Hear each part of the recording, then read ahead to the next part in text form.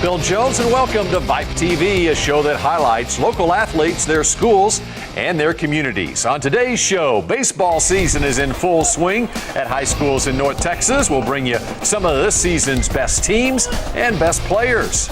Youth sports continues to boom in North Texas, and one local city's approach to athletics has received national attention. We'll tell you that story, and as always, our recruiting expert David McNabb is here to give us the latest information on top recruits and their schools. And FCA Dallas recently held its Weekend of Champions, attracting more than 1,000 current and future stars and their coaches. Well, with basketball season over, it gives us the opportunity to highlight some spring sports here on VYPE TV. This week, we're focusing on baseball. Local teams are already deep into district play. There's only about a month before playoffs begin, so let's introduce you to some of the area's best teams and players this week. In fact, a few local teams are ranked with the best in Texas. Here's one of the latest polls from the Texas High School Baseball Coaches Association. The coaches select their top 10 teams.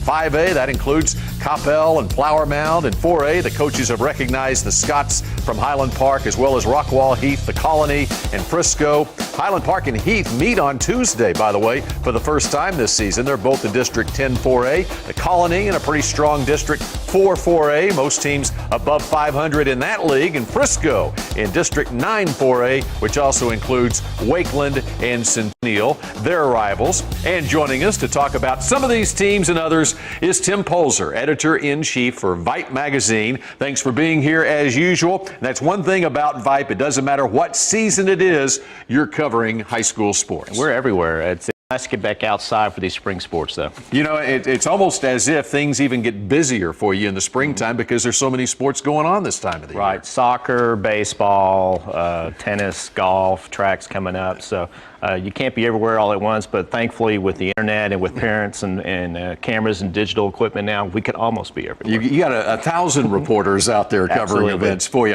All right, let's get started with the game of the week in baseball around here. This past week, a showdown game in District 7 5A. Two perennial powers squared off on Tuesday night when the Coppell Cowboys played host to Southlake Carroll, and star pitcher John Curtis, who's headed to the University of Texas next year. Curtis, a complete game 3 hitter, got plenty of offensive support.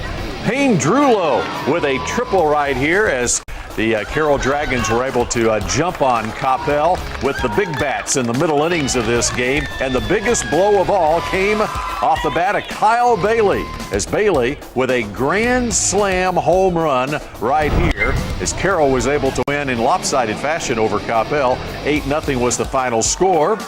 15-4 now is the record for Carroll. They're 4-0 in district play, while Coppell, surprisingly, is at 2-2 in league play, 14-5 overall on the season. I think that probably tells you a lot, Tim, about the competitiveness of that district at Coppell. Still early in district play with a 2-2 record right now. It is. 7-5A is a great baseball district. You've seen Carroll come out of that district, go all the way to the state tournament.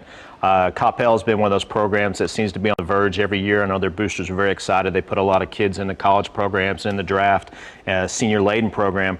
So we'll see which team gets out of there. Whoever it is going to be really battle tested. A little more on the Coppell Cowboys. They're led by Coach Don English. Already have 14 wins for the season. The team batting average up near 400 at 386 going into that game on Tuesday against Carroll, averaging 7 runs scored a game. And their stars include Adam Toth and Craig Aiken, both players hitting well over 400 right now. In fact, Toth is headed to Baylor University, and Coppell, as you alluded to, has been a team, a program that has put a lot of Division I prospects out there. They sure do. Don English has a great program there. You got kids that want to go to that program, kids that want to play summer ball to get ready for that program.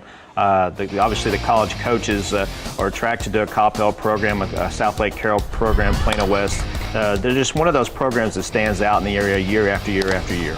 You know, the other thing, when you look at these games between like a Coppell and a Carroll, or when the Plano teams get together with Allen or the Flower Mound teams, these kids have been playing against each other since they were about 7 years old. They do. It's such a weird dynamic with the club teams, select teams. That these guys play against each other. Sometimes they play with each other. Exactly. They play against each other, with each other. So they know each other really well.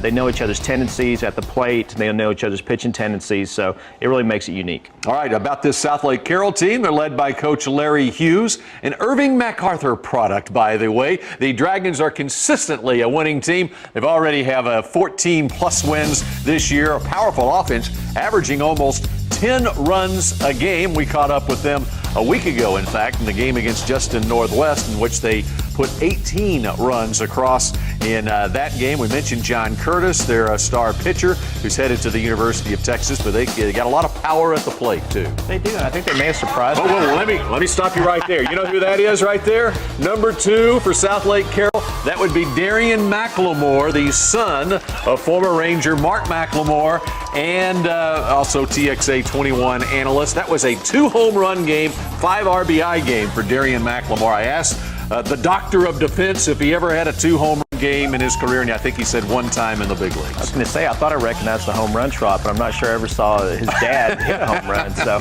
but Carroll, they've really come out swinging the sticks. Going into the season, one of the talking points was how deep their pitching staff was.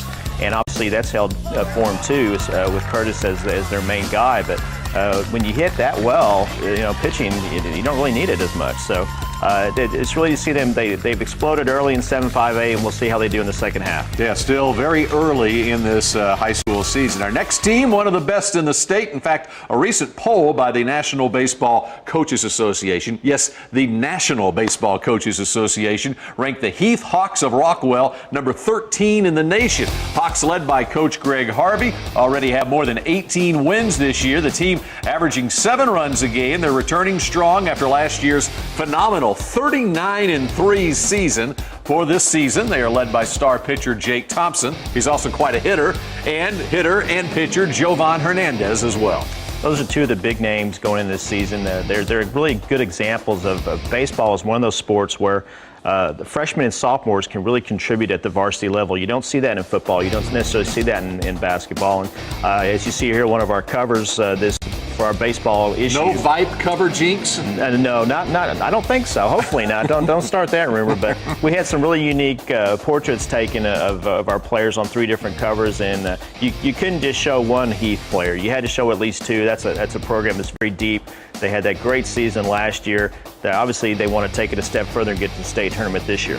How about the week that Jake Thompson had, the pitcher and hitter for Heath? He had 15 strikeouts in an 8-2 win over Rockwall on Tuesday, and last Friday he had a double, a triple, and a home run in a loss against Frisco Wakeland. That brings us to the Wakeland Wolverines. Wow, Frisco ISD has quite a few terrific baseball teams. Wakeland beat Heath last year in the playoffs, and they have returned to form again this year, showing it wasn't a fluke. Led by Coach Barry Rose, the Wolverines with 16 wins this year, an impressive offense, averaging 9 runs a game. Wakeland has scored some great victories. They beat Colleyville Heritage, Carroll just last week. Heath, as I mentioned, and Wakeland's got it together again this year. They did. They barely squeaked into the playoffs last year. They had that big upset of Heath in the regional round, and they really went on a roll, got all the way to the state tournament, and they picked right up where they left off. They've already beaten Heath again this year, and it'd be interesting to see if they meet again in that regional championship. Wakeland has that record we talked about, and then you got Frisco came into the week at 16-3. Even Carrollton Creekview has put together a nice season in that district, so it's going to be interesting to see who emerges in that district. Now, some teams in North Texas may not have the best records, but they do have some terrific players. One of them, Sheldon Noose from Keller Fossil Ridge. Noose was last season's newcomer of the year as a freshman. He led the Panthers in earned run average, strikeouts, doubles, RBIs, had that team-leading 400 batting average, also played for Team USA's 16 and under squad. Quite a player. he's another example of, like we said, a freshman last year contributing. The individual instructors, the summer league. I wonder if he has a good nickname with that. Is it Nuke Lelouch or Noose Lelouch? But like I said, yet another underclassman that's really that a team can rely on. Just a sophomore, and you know that scouts are flocking to Fossil Ridge's games to see Sheldon Noose, and much like they have for years at Plano West, another player we want to profile is Billy McKinney, outfielder for Plano West. Hit .414 as a freshman last year, helping lead Plano West to the state tournament. He's hitting up near 500 this year. He was a freshman last year, and he's another one of our cover guys this year.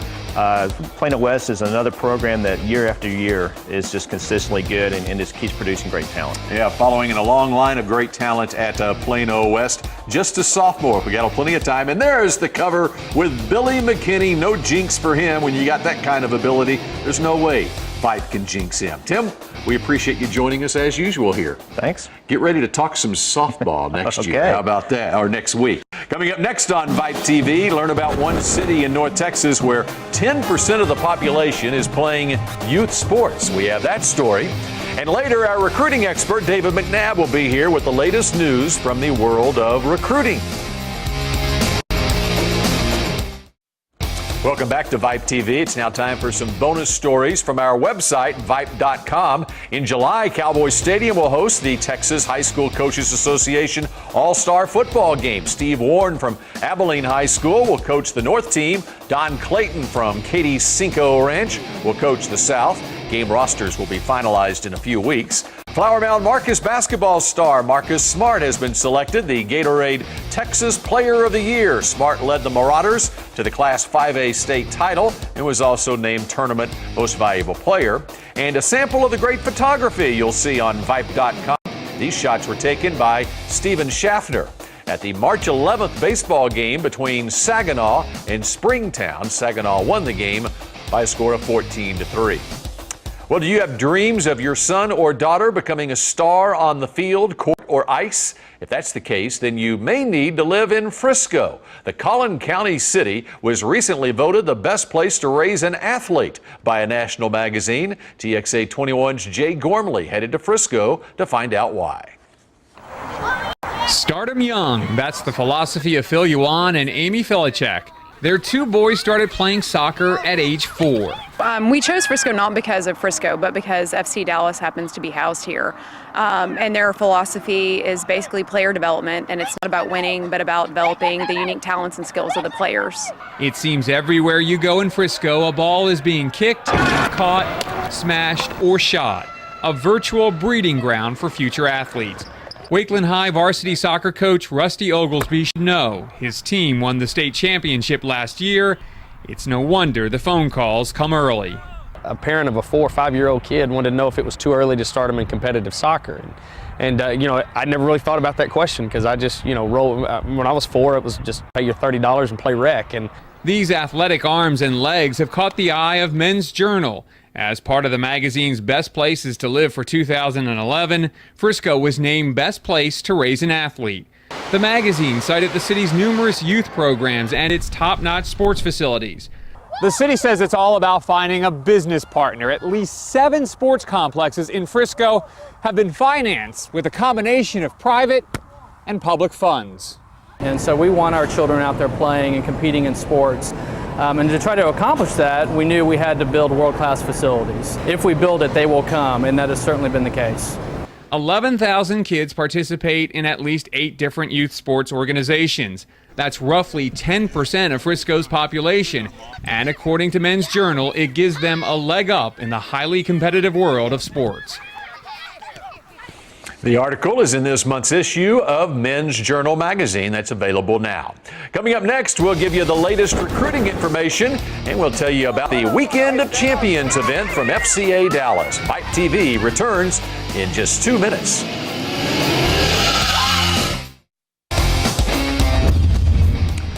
Welcome back to VYPE TV, and time for our recruiting update. And with that, as always, we welcome in David McNabb, VYPE recruiting expert, author of the weekly McNabb Report. Now, tell you what, David, it seems like recruiting just never takes a weekend off, does it? It really never does. I mean, there's camps to be getting ready for combines, because one of the big combines coming up is the Nike Invitational only camp over at TCU on April 10th. There's Elite 11 quarterback competition, which is really big. I mean, players from the whole Southwest region compete in that. So, judging by its name, the Nike Invitational, you have to have had an invitation to be able to go. Yeah, I mean, it's top players, but it's not a just go to a website, sign up and register, and you get to go. You've got to go through a process. Your coach has to give you a recommendation, and you don't have to have been a starter. Your coach can go, hey, this guy's pretty good, and then you'll have quarterbacks who are projected as receivers, and they'll play receiver at this camp. Linebackers, to show they can be cover guys, will work out with the defensive back. So it's very intense. Well, you mentioned quarterbacks. Let's talk about quarterbacks this week. You know, this is such a breeding ground, not only the entire state of Texas, but specifically here in North Texas. In my preparations for the NFL draft, got a couple of guys from the area who are going to be draft picks this year. Of course, Christian Ponder from Colleyville Heritage, Greg McElroy. You got Andy Dalton from TCU, who grew up in Katy. You know, anymore in Texas high school football, it seems like with all these spread offenses that it's just one quarterback after another at certain schools. Yeah, kids spend a lot of time waiting for that 1 year of being the starting quarterback, and it makes it very difficult to evaluate them because they've seen very little playing time. McElroy's a great example. Yeah. Greg, was a tremendous player, but he didn't get to play till he was a senior. He got to start more years at Alabama than he did at South Lake Carroll.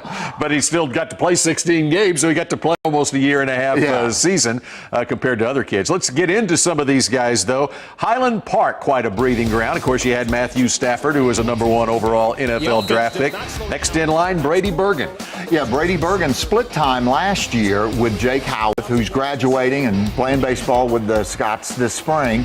So Brady gets it all to himself, and he's being evaluated by colleges because, one, there's a little concern, system quarterback, because every quarterback seems to come in and throw for 2,000 yards and 25 touchdown passes. So trying to evaluate how much the player's doing it and how much the system's doing it is really difficult. Well, and another place that has produced some quarterbacks, Allen High School. Of course, you got Matt Brown, who's over at TCU now, competing for a starting job at quarterback very early in his collegiate career. Alec Morris is the guy at Allen. And Alec Morris is a big quarterback who's gotten bigger in the offseason, gained 10 or 15 pounds because they want him to have more arm strength on that, hash to the right sideline sort of pass. And he did get the start last year. And if you go look at his numbers, passing numbers, they're almost identical to Matt Brown's the year before. So again, Rice is really interested in him. Boise State's looking at him, in the spring. You've got these combines, which are very much like the NFL combine, and then they come back through for their May evaluations.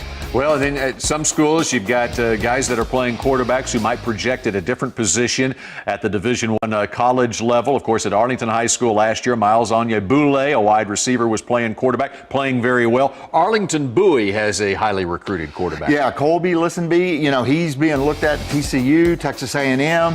He came in a couple games into the season last year, really showed he was a terrific athlete and a quarterback candidate, but most of the big schools are looking at him at receiver, but they're also talking to him, well, we'll give you a chance as the dual threat kind of guy, and it'll be interesting where Colby ends up, what position. Another school that has really had some terrific seasons here of late is Coppell High School. In football, they've made some big strides, and they do it throwing the football as well as running it, but Joe Minden is now graduating, and Jake Larson is next in line. Yeah, Jake Larson is a terrific quarterback. I mean, he's a big kid, a strong arm, he moves well. But at Coppell, it's kind of you wait till your senior year, and it's very difficult because that process starts in 6th grade youth ball, the parents stand around and go, okay, we got 12 teams out here. They're going to 3 junior highs. So that 2 quarterbacks at each one, that's 6 quarterbacks. So where does my kid fit into this?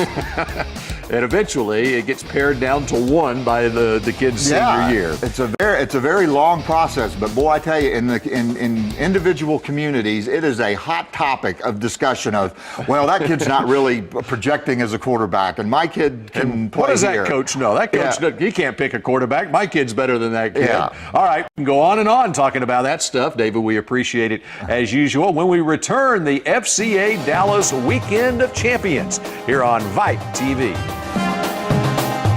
The March issue of VYPE High School Sports Magazine looks at the area's top baseball and softball players and teams, including 3 cover portraits specially created by photographer Kurt Nelson. Orthopedic surgeons on the medical staff of Baylor Healthcare System medical centers discuss the treatment and prevention of shoulder and elbow injuries. And we break down our updated list of the area's top 2012 football recruits. Pick up your copy of VYPE High School Sports Magazine and visit VYPEDFW.com today. Welcome back to VYPE TV. You know, a few weeks ago, the Fellowship of Christian Athletes hosted its annual Weekend of Champions. And that's our focus in this week, FCA Spotlight. The event was held at Sky Ranch out in Van, Texas, and was attended by 840 middle school students, 185 college students, 35 high school all-stars, and 90 coaches in FCA's biggest annual student event. Campers receive instruction individually and in groups from college and professional coaches and athletes. The youngsters receive guidance in physical and mental techniques as well as spiritual growth. I love Weekend of Champions. It's just an exciting, fun-filled weekend, and I always kind of describe Weekend of Champions as a church retreat on steroids, and they just laugh, but to me it's just fabulous.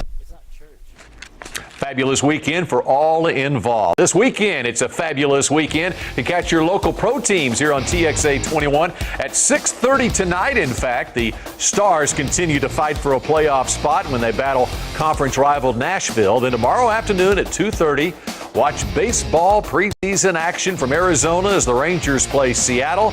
And at 9 o'clock tomorrow night, the Mavericks take on the Suns. Stars, Rangers, Mavs, all this weekend and all right here on TXA 21. Thanks for joining us this morning. We'll be back next week at 10:30 a.m. to bring you the best stories in North Texas high school sports. Have a great day and enjoy what's going on in Frisco, probably right now.